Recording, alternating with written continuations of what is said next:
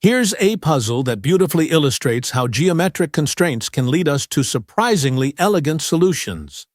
We have this lovely green circle, snugly nestled inside a triangle touching all three sides.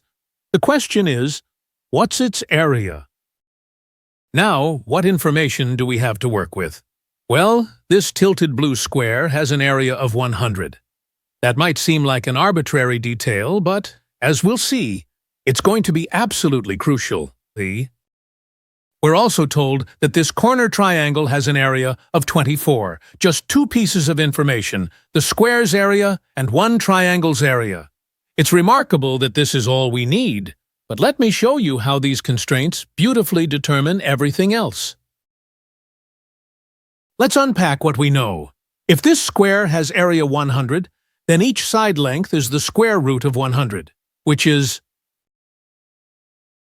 exactly 10. Nice round numbers often signal that we're on the right track in these kinds of problems. Now, here's where the beauty of symmetry comes in. Look at how this square sits in the larger triangle. By symmetry, all four of these corner triangles are perfectly congruent. Same shape, same size, same area. So if one has area 24, they all do. And notice something important. Each of these is a right triangle, which will make our calculations much more manageable. Our target is what's called an incircle. It's the largest circle that can possibly fit inside this triangle, touching each side at exactly 1 point. There's something deeply satisfying about how perfectly it fits. To crack this problem, let's zoom in on one of these triangles and set up some variables. I'll call the horizontal leg x and the vertical leg y. This is going to let us translate our geometric constraints into algebraic equations. The game plan is to use what we know about areas and side lengths to set up a system of equations. Once we solve for x and y, we'll have everything we need to find that incircle radius. Notice that our green circle sits inside this bottom right triangle, so if we can determine the exact dimensions of this triangle, we'll be able to calculate the incircle radius. We know this triangle has area 24. For a right triangle, the area is just 1/2 times base times height, or in our case, 1/2 times x times y. So our first constraint gives us the equation. 1/2 xy equals 24, or equivalently, xy equals 48. Now, these legs, x and y, together with the side of our square, form a right triangle with hypotenuse 10. By the Pythagorean Theorem, we get our second constraint. X squared plus y squared equals 100. Beautiful. Two equations, two unknowns. This is exactly the kind of system that's satisfying to solve. Let me show you a neat way to tackle it. From xy equals 48, we can express y in terms of x. Y equals 48 over x. Now watch what happens when we substitute this into our second equation. Substituting this into x squared plus y squared equals 100, we get something interesting. Let's clean this up.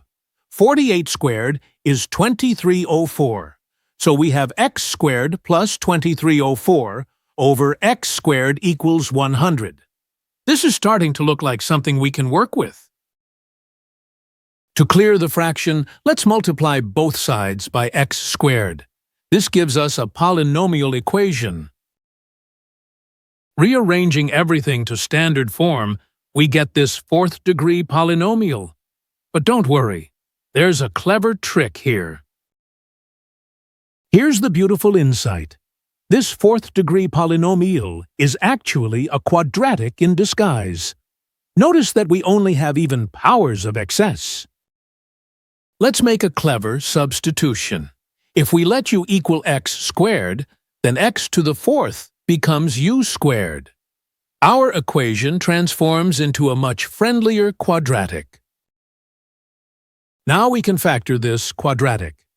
We need two numbers that multiply to 2304 and add to 100.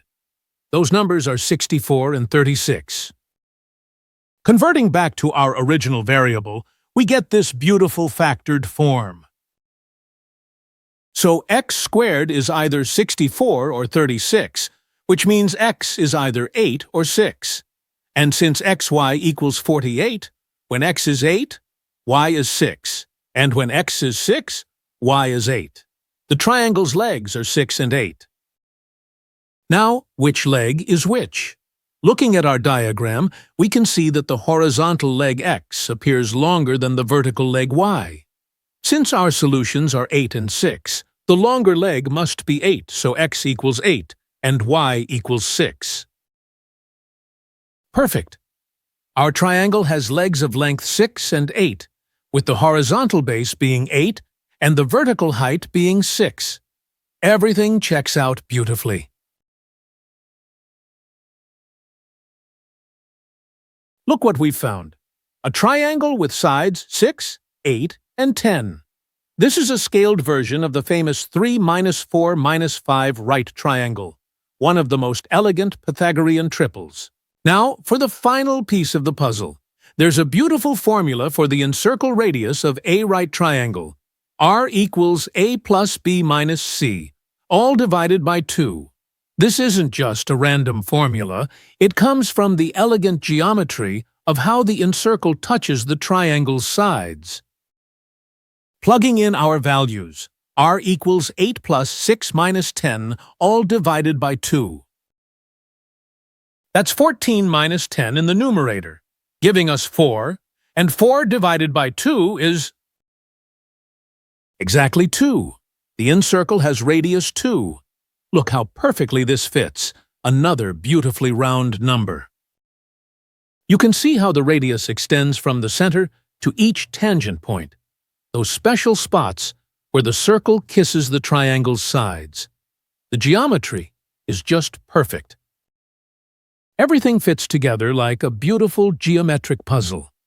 Now, let's clear away the construction details and compute our final answer. For the grand finale, we use one of the most fundamental formulas in all of geometry. The area of a circle is pi times the radius squared. With radius 2, our area is pi times 4, giving us 4 pi. What I love about this problem is how those two simple constraints, the square's area and one triangle's area, elegantly determined everything else. That's the power of geometric reasoning at its finest.